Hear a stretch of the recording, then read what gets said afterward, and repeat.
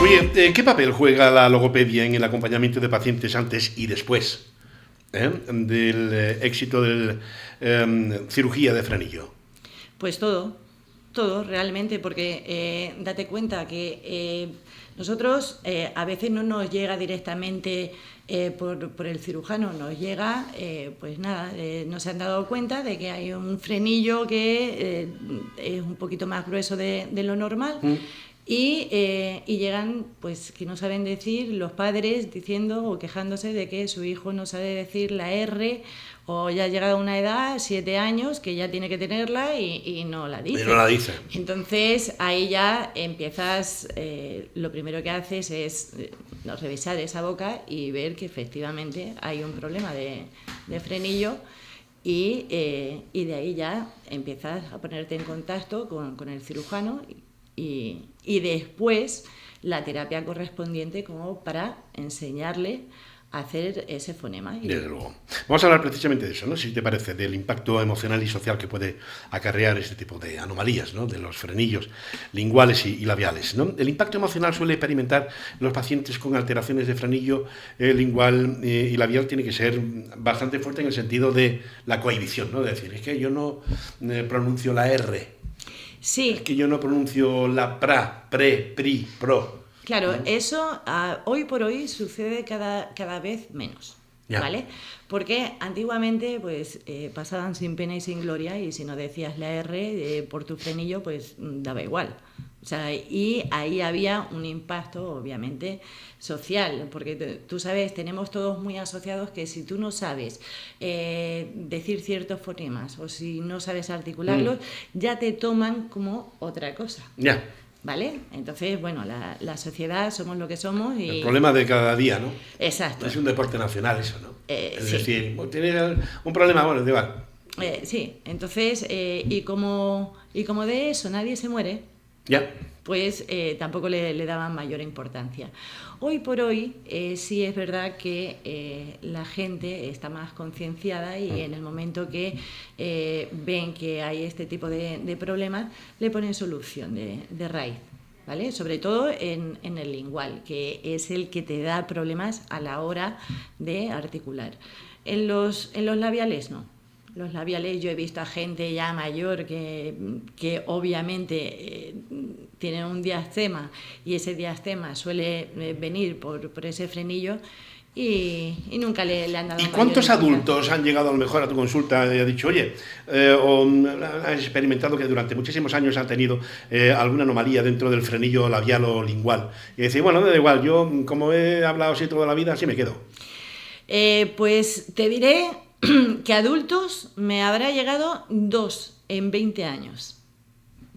En 20 años, sí. Que se han hecho la frenectomía y han visto que era otra historia. Diferente, claro. Exacto, era otra historia, pero realmente después también para ellos es muy difícil el decir la R, aunque la sepan decir, porque tienen la sensación de que pierden esa identidad.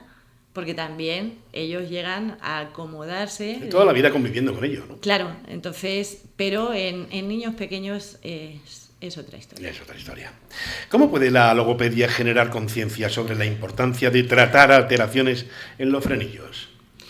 Pues en esto, en la divulgación y hablando a los padres, sobre todo a los padres primerizos que muchas veces tienden a agobiarse o muchas veces por parte de...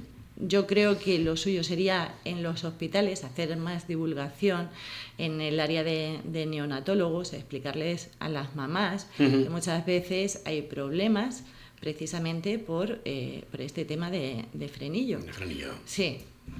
Raquel, ¿dónde te encontramos?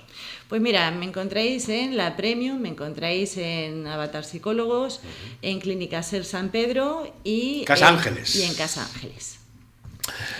¿Habéis realizado ya en Casa Ángeles el tema del desfile de modelos de flamenco, de traje de flamenca? Sí, fue el jueves pasado. ¿Y qué tal? ¿Bien? Estuvo precioso, muy bonito. Mira, todos los eventos que se hacen allí son una pasada. Qué maravilla. Lo digo sin pasión ni afición, pero es una pasada. Todo lo que se plantean hacer es a lo grande. Qué maravilla. Raquel Huertas, nuestra logopeda de cada lunes. Te emplazamos en próximas ediciones, ¿no? Claro que sí. ¿Seguimos hablando? Muy bien, sí. Que pases una muy buena semana. Y Igual. gracias por aclararnos un poco más sobre ese maravilloso, amplio universo que es el frenillo. Sí, Y una parte corporal del organismo que no es muy conocida. Sí, y ojo, que no hemos hablado de los bulos, que esa es otra. Que los bulos que hay sobre el frenillo, cada vez menos, sí, ¿no? Pero todavía me sigo encontrando a gente que... Por ejemplo, algunos, rápidamente, venga, nos estamos quedando sin tiempo, pero venga, sí, bueno, ¿cuáles son algunos de los bulos? Hay gente que llega y dice, no, es que mi hijo no habla porque tiene frenillo. Sí, no señora, su hijo no habla por otro problema, pero sí viene asociado... al frenillo, ¿no? Al frenillo, desde la historia de nuestros abuelos, bisabuelos, y yo no sé por qué, pero sí es verdad que a mí me han llegado, sobre todo las abuelas, mira, es que mi nieto no habla. No, su nieto no habla por otros motivos, o mi nieto no está hablando bien, y a lo mejor te das cuenta de que puede decir todos los fonemas, y es un problema de lenguaje. Entonces, yo creo que se suele asociar por lo que te decía antes, que al no escuchar que hablan bien o que articulan bien, pues se va asociando a otro tipo de patologías. Fíjate tú, la mentalidad de hace 70 años, ¿no? A la de ahora, ¿no? Nada que ver, nada que ver. Mi hijo no habla por el frenillo, ¿no? Mire usted, tendrá otra anomalía. Claro. Pero no por el frenillo, ¿no? Sí, ¿no? Imagínate, la logopedia es una carrera muy nueva. Yo cuando empecé hace 20 años, hacía 12 años que se había instaurado la carrera. La carrera. Entonces, no te creas que lleva tanto. No, ya, yo lo veo. Pues para seguir reconociendo un poquito más tu carrera recién casi nacida en el mundo de la medicina, ¿no? Y en el mundo de la ciencia, pues seguimos hablando el próximo lunes. ¿Te parece? Sí. Muy bien. Pues que pases buena semana, Raquel. Igualmente. Gracias por estar con nosotros. Nos vemos. La 1 menos 25 minutos, recta final a esta edición de Ahora Marbella Radio. Son las 12:38 minutos, esto es Ahora Marbella Radio, recta final en el lunes 21 de abril, lunes de Pascua, donde hay muchas zonas de España donde todavía siguen de fiesta, son días festivos, como por ejemplo la Comunidad Valenciana, Cataluña, La Rioja, Navarra y el País Vasco están de fiestas, el lunes de Pascua.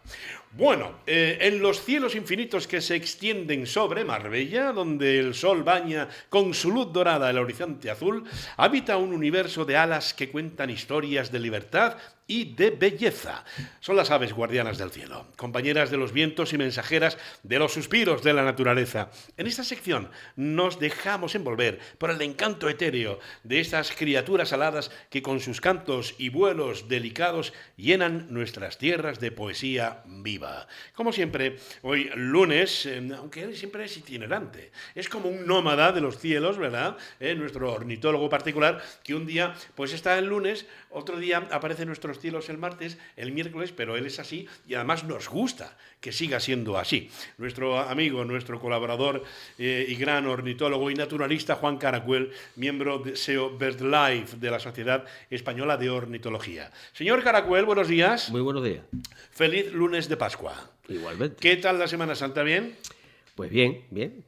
Sobrevolando muchos migrantes, ¿no? Claro, cielo, ¿no? estamos en una fecha que ha habido que aprovechar todo lo que hemos podido y ver algo por ahí. Y tú lo habrás aprovechado bien, porque esta zona es de paso, o sea, que claro, no veas. Claro. ¿no? Estamos en unas fechas que son cruciales en la migración. El mes de abril y sobre todo la segunda quincena, que estamos ahora entrando, ya estamos a día 21, ¿no?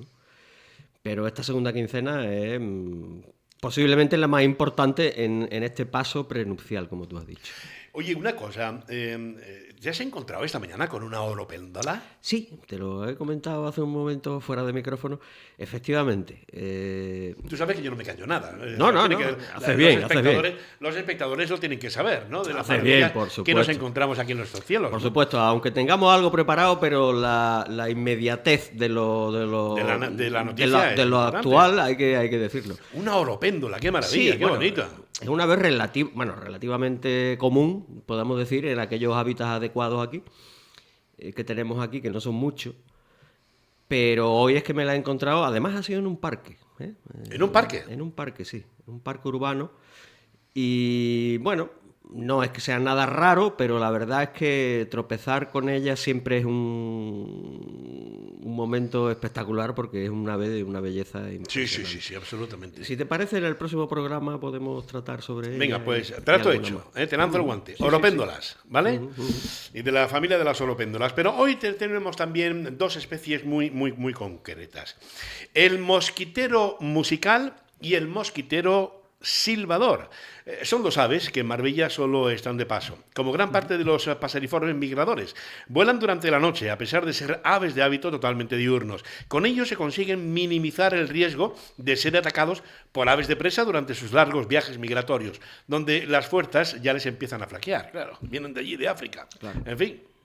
Las aves migratorias nocturnas utilizan diferentes mecanismos para orientarse durante las travesías de cientos o miles de kilómetros y así disminuir la posibilidad de perderse. Fijan su rumbo en las estrellas. Fíjense qué maravilla, que no le hacen falta ni sextante, no le hacen falta ninguna maquinaria, se guían por las estrellas. Por las estrellas, por accidentes geográficos también. Accidentes geográficos, pero qué maravilla que nosotros hayamos cogido el ejemplo de las aves a la hora de orientarnos en la mar, a través de las estrellas.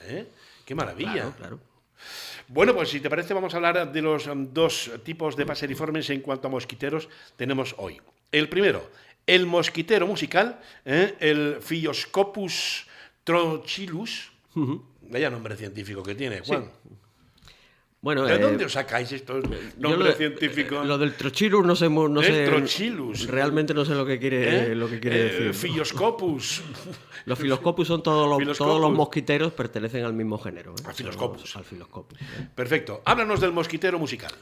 Bueno, pues es un Mira pájaro qué maravilla. bastante. Mira qué maravilla que tenemos ahí. Efectivamente, es un pájaro bastante común aquí durante varios meses al año. ¿Ah, sí? Claro, porque en los dos pasos es bastante frecuente. Más en este incluso que en el otro, en el postnupcial, ¿no? Pero al fin y al cabo lo estamos viendo aquí prácticamente durante 6 meses al año. Lo único que ocurre es que ni cría aquí ni vive aquí. Simplemente está de paso. Ya. Simplemente está de paso. Lo cual, pues este pájaro en concreto, pues desde el mes de marzo aproximadamente, ya se detectaron los primeros. Bueno, se suelen detectar todos los años. Durante abril es el máximo. O sea, ahora mismo estamos en un pico, digamos, de paso de este pequeño mosquitero. Pequeño, es que fíjate, hay un dato muy llamativo. Es un pájaro que puede recorrer, en los casos más extremos, su migración puede tener unos 5 o 6 mil kilómetros. ¡Madre mía! De largo, de recorrido, ¿no? Y resulta que pesa sobre unos 9 gramos y medio, dependiendo un poco de la cantidad de grasa que tenga. Pero... Y ese pajarillo se recorre más de 5.000 kilómetros. Sí. En sus dos vertientes, de ida y de vuelta. Dependiendo de dónde sean, porque vive generalmente... en España no cría. Hubo alguna que otra cita, digamos que no confirmada, hace unos años, pero en la actualidad se considera que no cría en España. O sea, cría de Francia hacia arriba. Hacia arriba. Hasta prácticamente toda Escandinavia, toda esa zona bastante norteña. Entonces, pues claro, pues son 5 o 6 mil kilómetros de viaje los que hace con apenas unos 9 gramos de peso. Esto es una cosa que a mí siempre... Y me vuelve un año tras otro, me vuelve a llamar la atención, porque realmente... Yo perdona que te diga, pero eso es una maravilla de la naturaleza. Esas son las maravillas que nos tienen guardar la naturaleza, ¿no? Claro. Un ser de 9 gramos, más o menos, sí. Y que se peguen esos recorridos, y más volando, y sobre todo lo que yo te quería preguntar ahora también, el tema de que lo hacen de noche.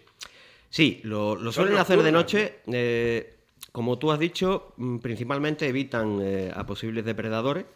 Luego también hay una cosa evidente. Si viajaran durante el día no se podrían alimentar, porque claro, son aves de hábitos completamente diurnos. Entonces, vuelan durante la noche.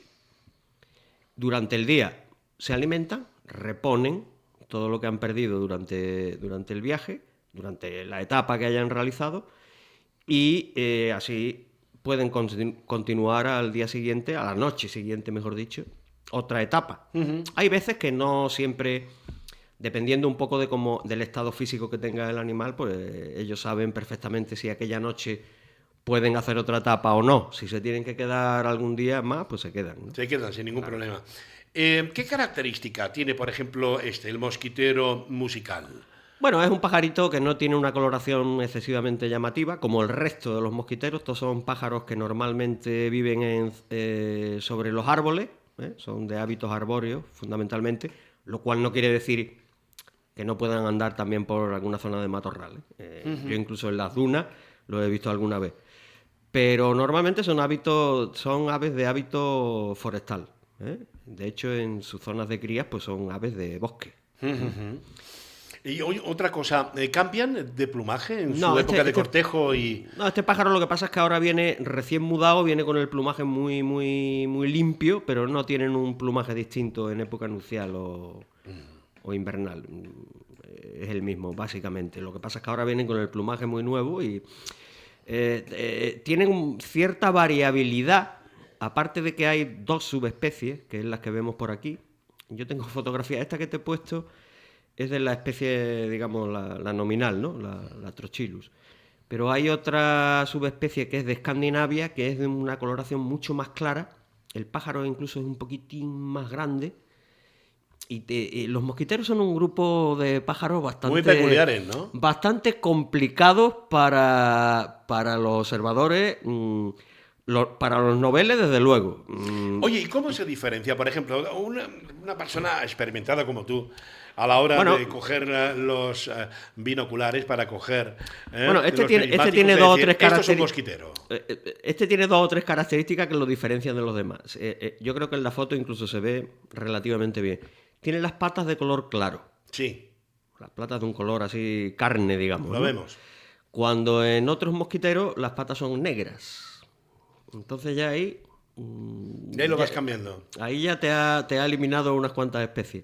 Luego es un poquito más estilizado que el resto, es un poquito más grande también que otros mosquiteros, pero esto es una cosa que no siempre se puede ver. Y te digo otra cosa, y también, el que cogiste, el que ha fotografiado, está de buen año, porque de alimentación claro. Bien, ¿no? Aparentemente, ellos tienen que, antes de iniciar el viaje, tienen que acumular grasa, claro. Porque ese es el combustible. Hemos dicho que pesa sobre unos 9 gramos. A lo mejor, esto siempre hay una cierta variabilidad, puede pesar 10 gramos y medio o incluso 11, ¿no? Pero eso es su combustible. Esa grasa que acumula es el combustible que le va a permitir hacer etapas pues de cientos de kilómetros al día. Totalmente. Oye, y ya que vamos a abrir un poquito el libro rojo, ¿el libro rojo con esta gente qué? No, con esta especie no está incluida porque es una especie que no cría en España. Vale. Con lo cual no está controlado, especie, no tienes controlado, no se está controlado, ¿no? Con el tema del libro rojo. No está dentro del libro rojo porque no es una especie que viva habitualmente aquí, simplemente está de paso. Hay que decir que el libro rojo no es otra cosa que la catalogación que realizan desde SEO BirdLife, desde la Sociedad Española de Ornitología BirdLife, sobre algunas de las especies que pueden estar en riesgo o en peligro o en muy peligro de extinción. Para eso están inscritas todas en el libro rojo. A nivel europeo se le considera estable o en ligero descenso.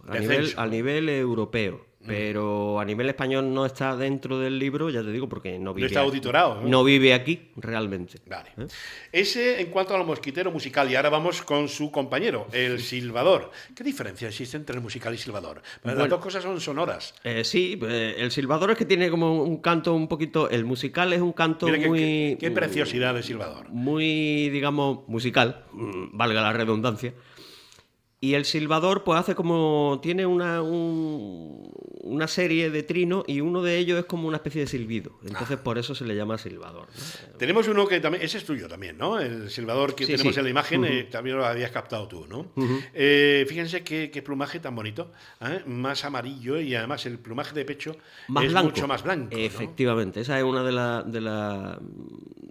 las maneras de distinguirlo del musical, porque ya, como he dicho antes, no es fácil. No es fácil.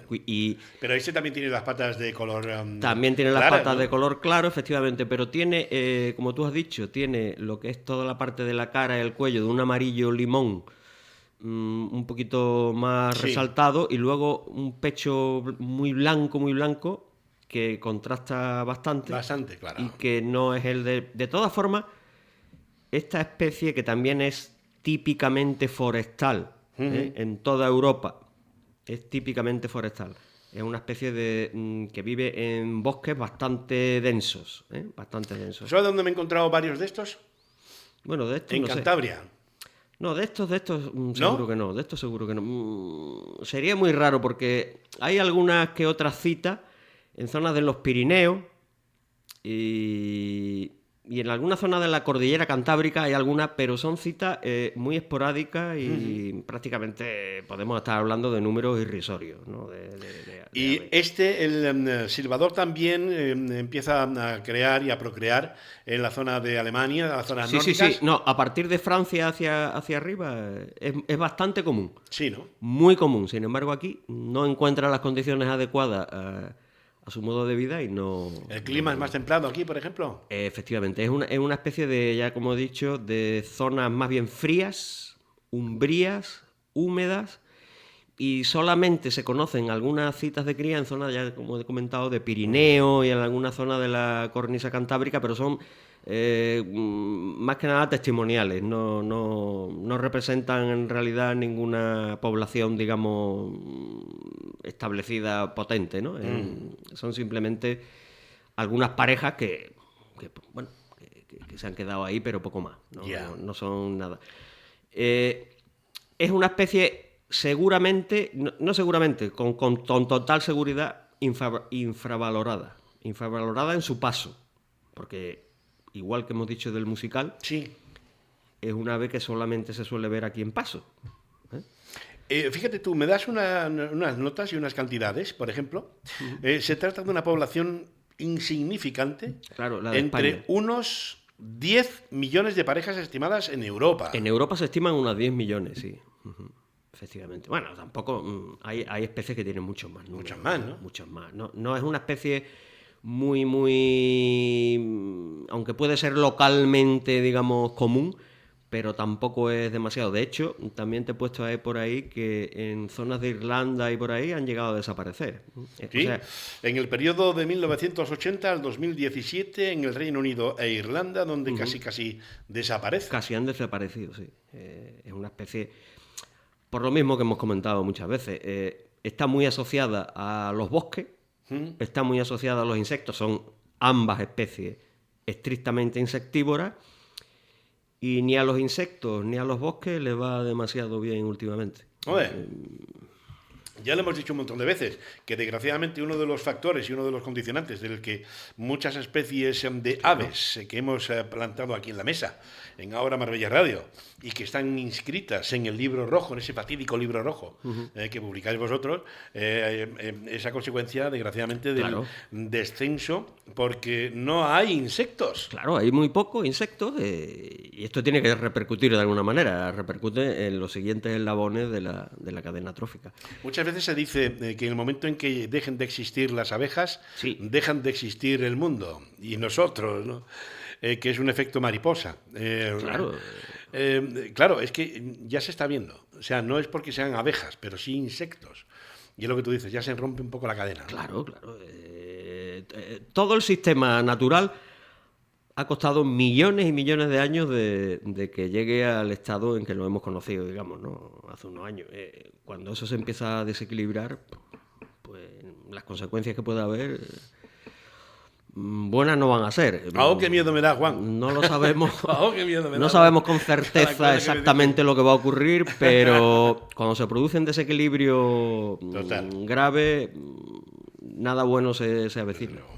Hoy hemos tenido la oportunidad de hablar dentro de los mosquiteros migrantes, del mosquitero musical. Hay más, hay más especies migrantes, pero bueno. El mosquitero silbador. ¿Cuáles son algunas de las especies más? Pues mira, el papialbo es otra especie que, aunque ese llega a criar incluso aquí en Marbella, no es un mosquitero, no es una especie que críe en gran número, en 4 enclaves muy localizados.